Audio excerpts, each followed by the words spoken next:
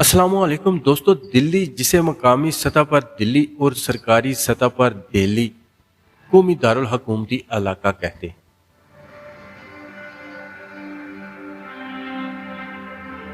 भारत की दारुल हुकूमती अमलदारी है। ये तीन अतराफ से हरियाणा से घिरा हुआ है, जबकि इसके मशरक में उत्तर प्रदेश वाक़या है। ये भारत का महंगा तरीन शहर है। इसका रकबा 1484 मुरब्बा किलोमीटर, 2.5 करोड़ आबादी पर मुश्तमिल ये शहर मुंबई के बाद भारत का दूसरा और दुनिया का तीसरा सबसे बड़ा शहरी इलाका है। दिल्ली मुंबई के बाद भारत में दूसरा अमीर तरीन शहर है, जिसके कुल अमलाक 450 बिलियन अमरीकी डॉलर है और ये 18 अरबपति और 23,000 करोड़पतियों का मुस्किन भी है। दोस्तों, दरिया जमुना के किनारे आबाद ये शहर दिल्ली है, जिसकी तारीख बहुत पुरानी है और ये 6वीं सदी कबल मसीह से लोगों का मुस्किन रहा है। ये शहर कई सदियों तक मुख्तलिफ बड़ी सल्तनतों का मरकज रहा है, जिसके दौरान इसे कई बार फतह किया गया और बार बार उजाड़ कर दोबारा बसाया गया। जब दिल्ली सल्तनत का दौर आया तो ये शहर तिजारत और तहजीब व सकाफत का एक बहुत बड़ा मरकज बनकर सामने आया। आज भी हमें इस शहर की गलियों और महलों में कदीम और करून वस्ता के ज़माने की बहुत सी यादगारें और पुरानी इमारतें देखने को मिलती हैं।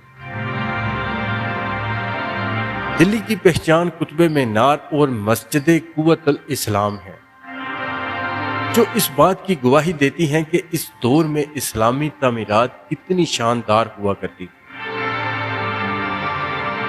मुगल बादशाहों के दौर में जलालुद्दीन अकबर ने अपनी सल्तनत का दारुल हुकूमत आगरा से बदलकर दिल्ली मुंतकिल किया।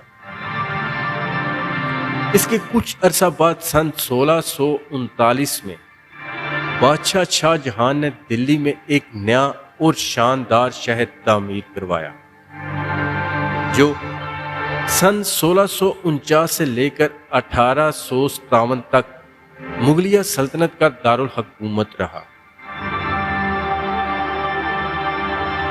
यही वो शहर था जिसे उस वक्त शाहजहां आबाद कहा जाता था,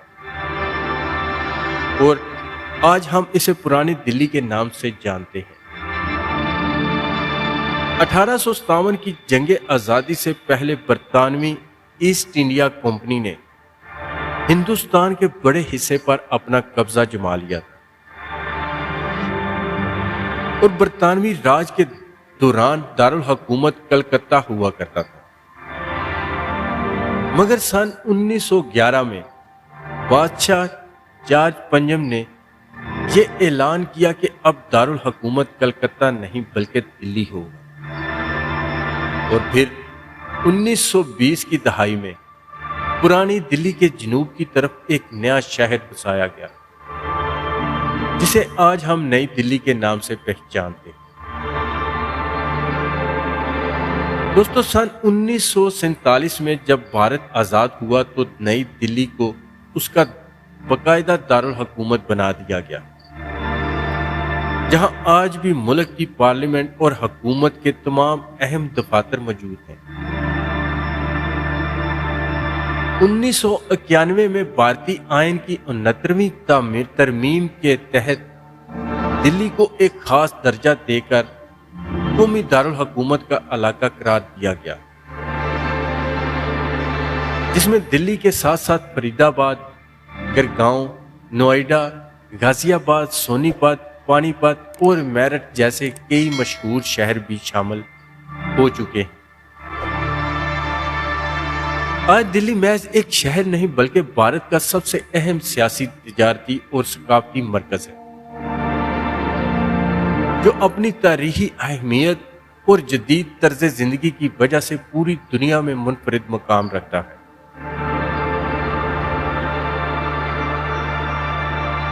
دوستو دلی کی تاریخ صرف راجاؤں اور بادشاہوں کے قصے نہیں ہے، بلکہ یہ 7 بار اجڑنے اور بسنے کی ایک ایسی داستان ہے جس کی مثال دنیا کے بہت کم شہروں میں ملتی ہے۔ تاریخی روایات کے مطابق دلی کو مختلف ادوار میں 7 بار نئے سرے سے تعمیر کیا گیا تھا، جن میں سے ہر دور کا اپنا ایک الگ نام اور پہچان تھی۔ قدیم ہندو بادشاہوں کے دور میں اسے اندر پرست کے نام سے جانا جاتا تھا، جو کہ مہابھارت کے زمانے سے جڑا ہوا ہے، جبکہ قرون وسطی میں یہاں مختلف حکمرانوں نے اپنے اپنے قلعے اور شہر تعمیر کروائے، جن میں رائے پتھورا کا قلعہ، سری، تغلق آباد، جہاں پناہ، فیروز آباد اور شاہ جہان آباد شامل ہیں۔ ہر آنے والے فاتح نے پچھلے آثار کو اپنی عمارتوں کی بنیاد بنایا یا ان کے قریب ہی اپنی ایک نئی دنیا بسا دی، اسی لیے اسے 7 شہروں کا مجموعہ بھی کہا جاتا ہے۔ اس شہر کی تاریخ میں دلی سلطنت کے 5 خاندانوں کا دور بہت اہمیت رکھتا ہے، جس میں غلام خاندان سے لے کر لودھی خاندان تک کے حکمرانوں نے یہاں اسلامی فن تعمیر اور ثقافت کی بنیادیں مستحکم کی۔ قطب الدین ایبک نے جب قطب مینار کی تعمیر شروع کروائی تو اس کا مقصد نہ صرف ایک مینار بنانا تھا، بلکہ یہ ایک نئی اسلامی سلطنت کے قیام کا اعلان بھی تھا۔ مغل دور میں دلی کی شان و شوکت اپنے عروج پر پہنچی، خاص طور پر شاہ جہان کے دور میں۔ تعمیر کردہ جامع مسجد اور لال قلعہ آج بھی مغلوں کی شان و شوکت اور ان کے ذوق و تعمیر کی زندہ مثالیں ہیں۔ 1857 کی جنگ آزادی دلی کی تاریخ کا ایک ایسا موڑ تھا جہاں مغلیہ سلطنت کا سورج ہمیشہ کے لیے غروب ہو گیا اور اقتدار کے ایوانوں میں انگریزوں کا قبضہ ہو گیا۔ اس شہر نے اپنی گلیوں میں فارسی، عربی اور ترک تہذیبوں کا اثر قبول کیا، اور پھر جب اردو زبان نے جنم لیا تو دلی اس زبان کا سب سے بڑا مرکز بن گیا،